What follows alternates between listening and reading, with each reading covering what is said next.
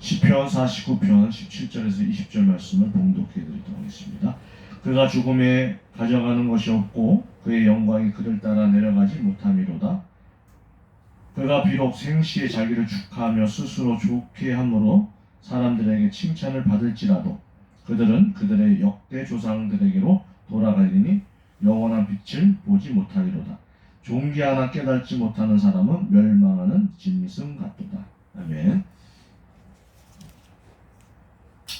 즉 지금 시인은 산자의 영광은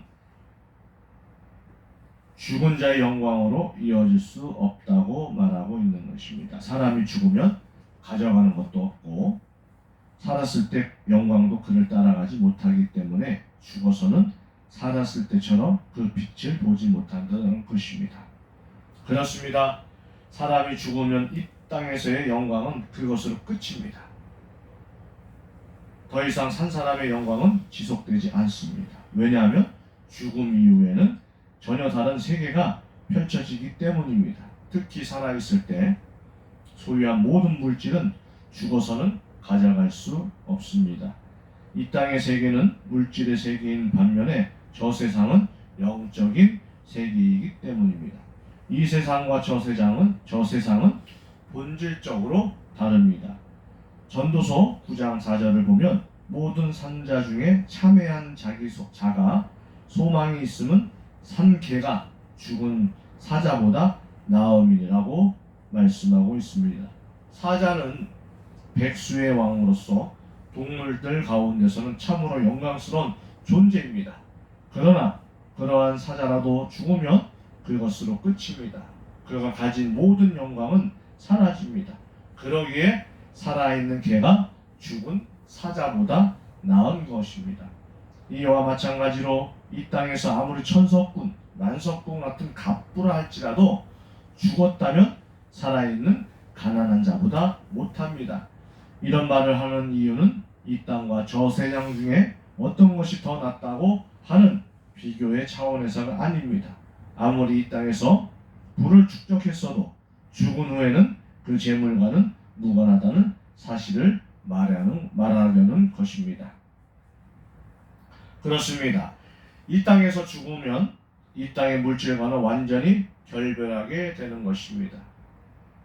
이 땅에서 삶을 마감하면 더 이상 이 땅의 것들과 인연을 이을 수가 없습니다. 이미 죽은 사람은 과거에 아무리 많은 땅의 소유권을 가지고 있어도 무용지물입니다.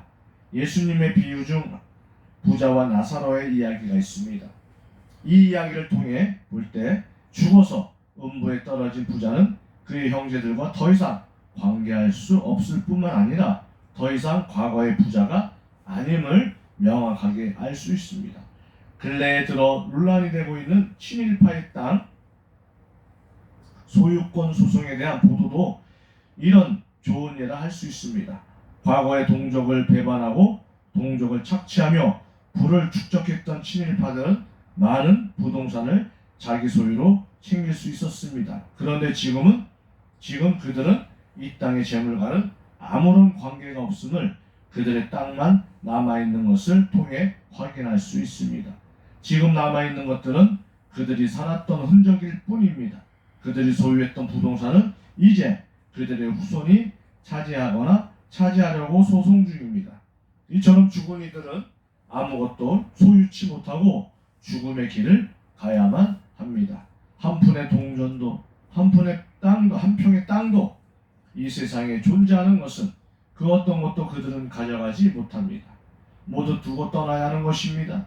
지금까지 웅장하게 그 위엄을 지닌 고대 피라미드나 왕의 무덤조차 정작 죽은 당사자들과는 아무 상관이 없습니다.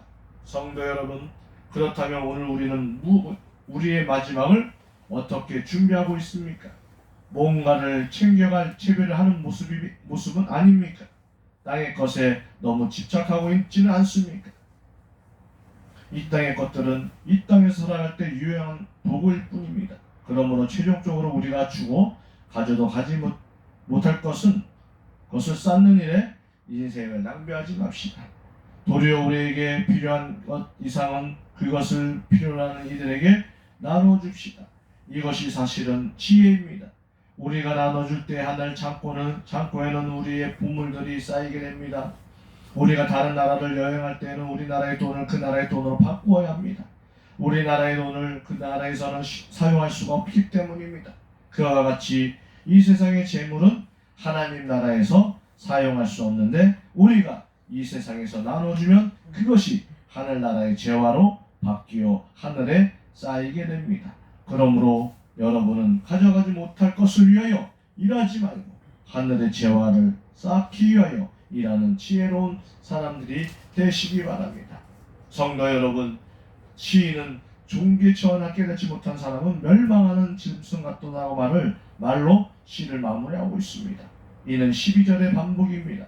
그리고 이러한 방법은 이것이 본시의 핵심 주제라는 것을 시사하여 줍니다. 여러분, 사람이 존귀한 것은 사실이나 항상 존귀한 것이 아닙니다. 사람이 존귀하려면 인생의 진리를 깨닫고 그 진리에 충실한 삶을 살아야 합니다. 만일 인생의 진리를 깨닫지 못하고 자기의 본능에 충실하여 산다면 그는 멸망하는 짐승과 다를 것이 아무것도 없습니다. 그는 멸망을 위하여 사는 자입니다. 사망의 목자에 이끌려 멸망으로 가고 있는 것입니다. 사람은 자기가 어디로부터 와서 어디로 가며 인생의 목적은 무엇이고 어떻게 살아야 하는지를 분명히 알고 그에 충실한 삶을 살아야 의미가 있고 존귀하며 복된 미래가 보장됩니다. 그렇다면 여러분은 인생의 진리를 깨달아 알며 그에 충실한 삶을 살고 있습니까? 정녕 그러한 여러분이 되시기를 바랍니다. 여러분, 이 세상의 삶은 내세를 위한 준비기라고 할 수 있습니다. 인생의 진리를 깨닫고 그에 따라 사는 사람에게는 복된 미래가 보장될 것이나 그렇지 못한 사람에게는 비극적인 미래가 펼쳐지게 될 것입니다. 특별히 내세의 삶은 한번 결정되면 영원히 변치 않는 특징을 지니고 있습니다. 그러므로 여러분은 이 세상에서 복된 미래를 잘 준비하시기 바랍니다. 잠언서 23장 4절 5절 말씀에는 부자 되게 애쓰지 말고 내 사사로운 지혜를 버릴지어다. 네가 어찌 허무한 것에 주목하겠느냐. 정령의 재물은 날개를 내어 하늘에 나는 독수리처럼 날아가리라. 아멘. 하나님은 이르시되 어리석은 자여 오늘 밤에 내 영혼을 도로 찾으리니 그러면 내 예비한 것이 네 것이 되겠느냐 하셨으니 자기를 위하여 재물을 쌓아두고 하나님께 대하여 부여치 못한 자가 이와 같으니라고 누가복음 12장 20절 21절 말씀하고 있습니다. 맞습니다. 우리는 세상의 부하보다는 하늘의 부하를 쌓는 저와 여러분 되시기를 주님의 이름으로 축복합니다. 기도하겠습니다.